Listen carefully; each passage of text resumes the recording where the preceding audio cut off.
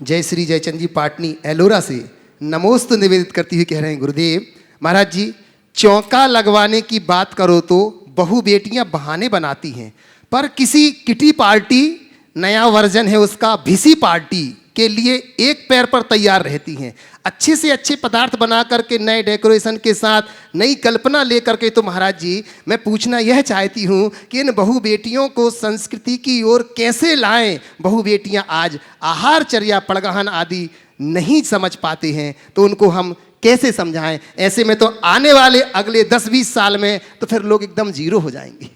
हो ही रहे। अब तो आहार देने की बात तो बात की बात है, अपने पति को रोटी घालने के लिए लोग तैयार नहीं। बड़ी विषम स्थिति है। आज की बेटियों के मुख से प्राय ये भी सुनने को आने लगा है बहुलता से कि हम खाना बनाने के लिए थोड़ी पढ़े लिखे हैं। अब बेटी कहे या ना कहे, उसकी मम्मी भी उसमें जोर लगा देती, मेरी बेटी इसलिए थोड़ी पढ़ी लिखी है कि रोटी बनाए। ये एक प्रकार का फ्रस्ट्रेशन है, ये ठीक बात नहीं है। घर का काम भी एक बहुत बड़ा काम होता है और उसे बहुत तत्परता से सीखना चाहिए। पाक कला भी हमारे 72 कलाओं में एक कला है जिनकी निपुणता हर किसी के अंदर होनी चाहिए। तो पाक कला में भी आपको निष्णात होना ही चाहिए, इसमें किसी तरह की कमी रखना ठीक बात नहीं है। अब रहा सवाल बच्चियों को जिनकी किटी या आपके कहे अनुसार भिसी, ये नया शब्द सुना, कब से बना मुझे नहीं मालूम। यह किटी पार्टी है या भिसी पार्टी के प्रति रुझान है, चौका के प्रति रुझान क्यों नहीं? उसमें बेटियों की गलती कम, आप लोगों की गलती ज़्यादा है। आपने अपनी बच्ची की परवरिश अगर ठीक तरीके से की होती तो शायद आपकी बेटी के साथ ये स्थिति नहीं बनती।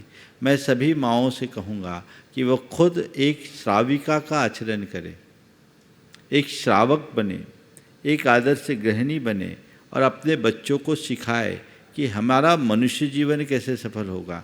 हम मौज मस्ती करें, दुनियादारी करें। मैं आपकी किसी पार्टी के खिलाफ नहीं हूँ, चाहे वो किटी हो या भिसी, वो आप जानो उसमें आप क्या करते हैं। पर बच्चों को ये बताओ कि बेटे वो सब चीज़ें केवल मौज मस्ती की है, पर ये चीज़ें हमारा धर्म है जिसका हमें पालन करना होगा।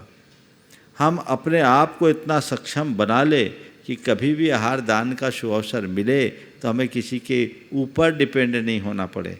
मेरे पास जब कोई बच्ची आती है, मुझसे पूछती है महाराज कोई मार्गदर्शन दो, तो मैं तो उनसे यही कहता हूँ कि घर के कार्यों में भी दक्षता पाओ।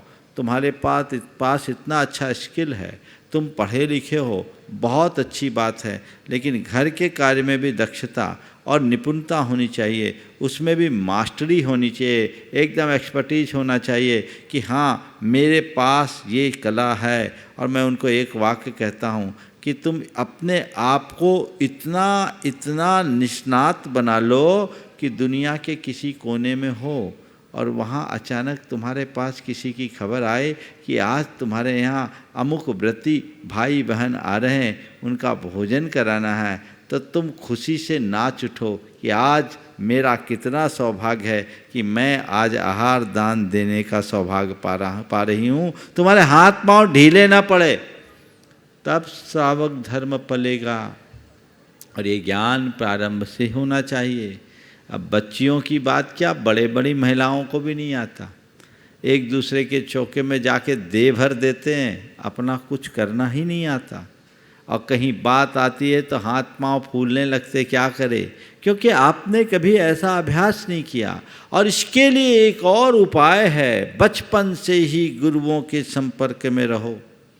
तुम खुद जब बच्चे छोटे हो ना, 8 साल 10 साल 12 साल के, उनको साथ लेकर जाओ, चौका लगाओ, बच्चों को प्रेरित करो, वो तुम्हारे साथ शामिल होंगे तो फिर बड़े होने पर उनको कहना नहीं पड़ेगा, खुद उनके अंदर ऐसा रस लग जाएगा कि वो आगे आकर के कहेंगे कि नहीं ये सौभाग्य मुझे लेना है।